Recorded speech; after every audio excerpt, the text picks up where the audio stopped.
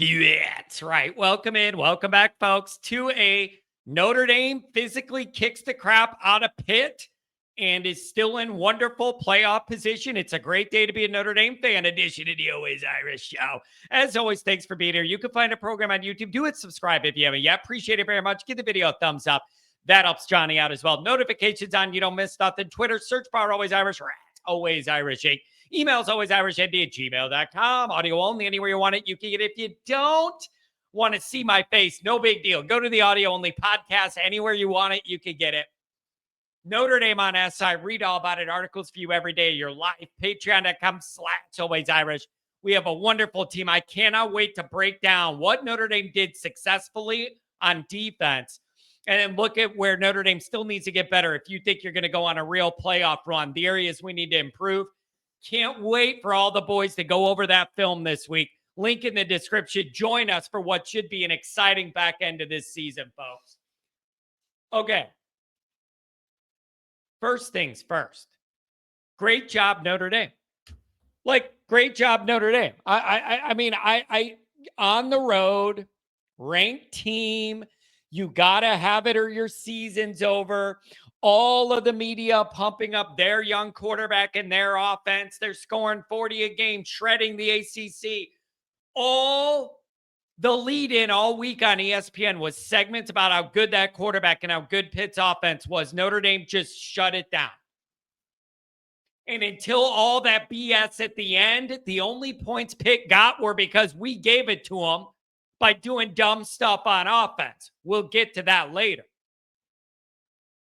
So if you would have been offered as a Notre Dame fan, this final score, even with that touchdown at the end that nobody likes, you would have taken it.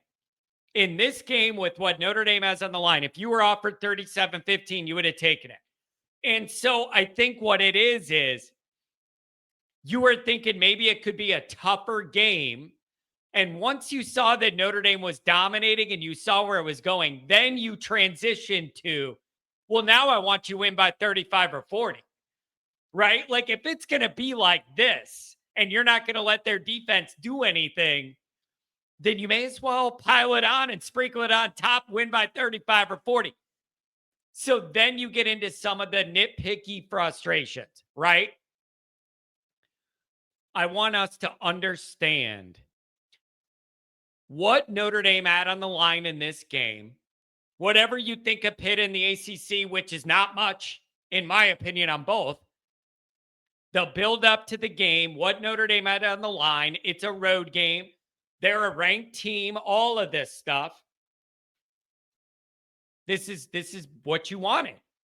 This is what you wanted, and you got it. So, fantastic job by Notre Dame. Like, for the moment it's mission accomplished. So, it's just, man, they did a good job defensively. And you got to give Ash so much credit for the heat this guy took to get the defense from where it was to where it is. That's some really good work. Really good. They had 81 yards of first half offense, and the only points they had them are because you threw a dumb interception. It's really impressive work. And it highlights how overrated the ACC and this team is, by the way. Hope everybody can see that crystal clear now. So you love to see that. Here's the other thing. Jumping at 14-0. That's a big deal. Starting fast is something we've been asking this team to do. So then you get a score, then you get a pick six. The offense doesn't even have to go over there. Now go out there. You're 14-0. Now you've already changed the dynamic. And you've already cranked up the heat on that young guy right away in that moment. So good, just a good road win that you had to have. I'm not being disrespectful to Syracuse or Stanford, but everybody understood that this was your last big potential landmine on the schedule. Playoffs? Don't talk about it. Playoffs? You kidding me? I'm not kidding you. I'm not kidding you. This is a playoff-worthy team. And the fact that we have all these complaints, you can't make a field goal. Short yardage and goal line stuff, still a problem. You cannot make a field goal from anywhere on the field. You have all those complaints and you're kicking the crap out of people, covering the spread. You just keep winning. That's how you know your program's at a good level. When you don't play anywhere close to your best and you're kicking the crap out of people. So I understand if you want to say, when we get in the playoff, you got to clean this up. You're going to have to make field goal. You're going to have to figure out short yardage. Can't have empty possessions in the red zone. Can't get it in from the 1-inch line. Your quarterback, why all of a sudden is he throwing the ball to the other team a couple times? I don't like it, all that stuff. To be able to service all those worries in a win that looks like this, man, your program's at a really good level. Your program is at a really good level. And again, with the refereeing, like you probably got a couple calls. They probably got a couple. It got weird at the end.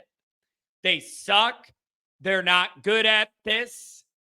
I don't like them. I'm glad it's over and we're moving on. I don't think you had a bunch of major injuries. Like, I'm just glad you're out of there. You won the game by enough and you're out of there. So I know there's going to be questions about Carr's decision-making there. I know there's going to be some people that don't like some of what Denbrock's dialing up in certain situations, whatever. The kicking's still an issue. But, man, this is a really good program. This is a really good program. And this was a big-time test. And it felt like Notre Dame saw right through all the Pitt hype. And it was just like, we don't believe this is real. And we're going to go show you that it's not real. And they went out there and they did that. They went out there and they did that. Like, that's what it felt like to me. Like, nobody actually in the, not media, but nobody in the Notre Dame, like the Notre Dame locker room, the actual people that matter. I don't feel like they were buying the Pitt narrative, and they knew if they played good football, something like this was possible. And they went out there and they made it happen. Tay Johnson, my pick to click defensively for Notre Dame on the Patreon preview. The pick 6 to jump ahead 2 scores early. It's beautiful. Picture perfect. Picture perfect. So, and then here's the other thing, man.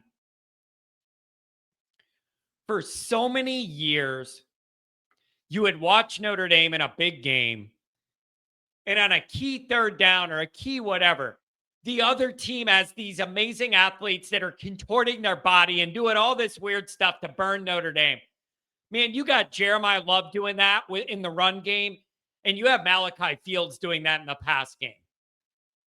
It feels not Notre Dame-y for us to have these freaky athletes making these kind of plays because you haven't been used to it in big games for the longest time when Notre Dame just didn't have the dudes it took to make some of those plays. Now you got it. And it's good. It's so enjoyable. And with this playoff thing, you have the checklist things you want to improve on, right? In the final 2 games, then you're going to have that break. If you win out, then you're going to have that break. Hopefully you can, number 1, get healthier, get some guys back. And then number 2, figure out, have a little breathing room, a few weeks there to figure out what you want to do in the red zone and short yardage. Figure out how to become more efficient. I don't know what you do about kicking, though. I don't have a good answer. I don't know what you do about the kicking. I don't know. There isn't a good answer. And they've tried multiple guys, and it's just not getting better. I don't know what you do. But I guess you just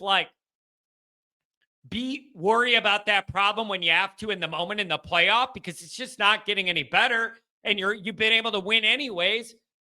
But you're going to need that in the playoffs. So it's like, I guess your only option is to worry about it and hope it gets better when it matters more. I don't know. There's no good answer. They're not good. They don't do their job. They're not even close to doing their job. So I don't have a good answer on that. And then here's the other thing. When you look at Notre Dame, if they are indeed going to make the playoff and what that looks like and the matchups and how hard of an out is Notre Dame in a playoff scenario, all this stuff. I've been saying this for a while and it holds true. if this Notre Dame team makes the playoffs, it is a much different animal than last year's team making the playoffs or the Kelly teams that made the playoff because they could throw the ball and burn you through the air. Last year's team was not built that way, and the Kelly teams just didn't have the dudes and the quarterbacks to play that way. This is different.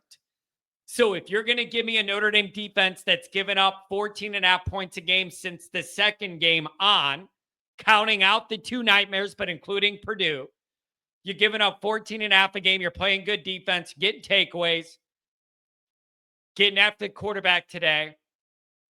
If you're going to give me that defense and Love and Price, and if you want to sell out, stop them, we could throw it on you. And if you want to not let Carr throw it on you, we'll run it on you. Notre Dame's a tough playoff out. It's a different animal to defend this kind of Notre Dame team in the playoff. Are they healthy enough or good enough to win? I don't know. Do you need a field goal? I don't know. But I do know something. If you lost to Pitt today, you wouldn't have to worry about that problem. Right? So anybody that's getting ahead to worrying about all that stuff, if you didn't do what you did today, you wouldn't have that problem because the season be over. So really, really good job. I want to look at some of these stats with you guys.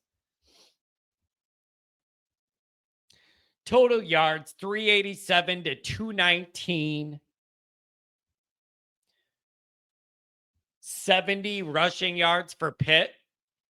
175 for Notre Dame. 70 rushing yards for Pitt.